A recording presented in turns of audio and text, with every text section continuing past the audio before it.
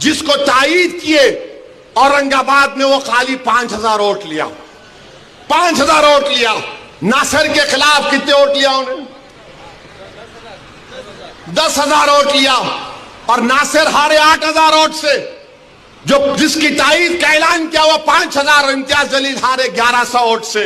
धूलिया से फारूक शाह के खिलाफ आपने ऐलान किया, वो 10,000 पे निपट गया। फारूक शाह 70,000 वोट लिए। सिर्फ 1700 वोट लिया वो जालिम, सिर्फ 1700 वोट लिया।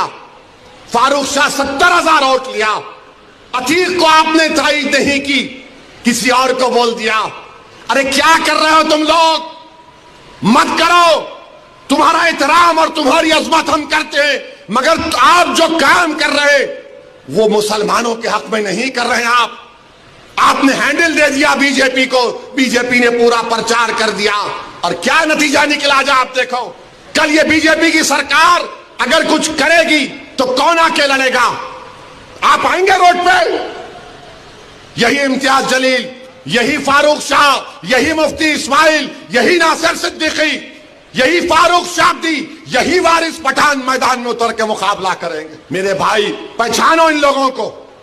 मैं नहीं बोलना चाह रहा था, मगर आज मैं जरूरी है सच्चाई को बयान करने के लिए कह रहा हूं। मौलाना सज्जाद नौमानी पर असदुद्दीन अवैसी जमकर बरसे, यानी बहुत ही गुस्से में उन्होंने कुछ अल्फाज का इस्तेमाल किया। आपको बताएं कि मौलाना सज्जाद नौमानी ने जिस तरह से महाराष्ट्र विधानसभा चुनाव में एक लिस्ट जारी की थी, जिस लिस्ट के अंदर असदुद्दीन अवैसी के वरिष्ठ नेता इम्तियाज जलील को समर्थन नहीं देके उन्होंने डॉक्टर गफ्फार जो समाजवादी पार्टी के थे उनको समर्थन दिया था, जो कई हज़ार वोट में सिमट गए, तो वहीं पर इम्तियाज जलील 2000 वोट से चुनाव जीतने से चूक गए।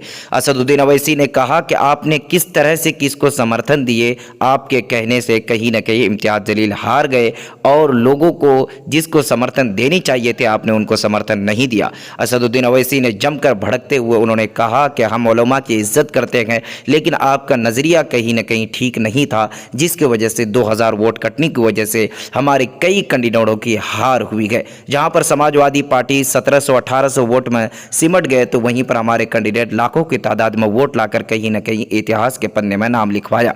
बाकी असदुद्दीन अवैसी ने कहा कि हम बोलना नहीं चाह रहे थे, लेकिन कहीं ना कहीं सच्चाई को लोगों के सामने बोलना बहुत ही ज़रूरी है। असदुद्दीन अवैसी ने यह भी कहा कि पहचानो इन लोगों को, ये लोग किस तरफ इशारा करते हैं और किन के इशारों पर ये लोग काम करते हैं। बाकी असदुद्दीन अवैसी ने कहा जब भी कोई समस्या आता है तो इम्तियाज जलील सामने निकल कर आता है, तो वहीं पर वारिस पठान निकल कर आता है। बाकी असदुद्दीन अवैसी की यह वीडियो वायरल हो रही है, आपकी क्या प्रतिक्रिया, आप कमेंट बॉक्स में जाकर जरूर बताएं।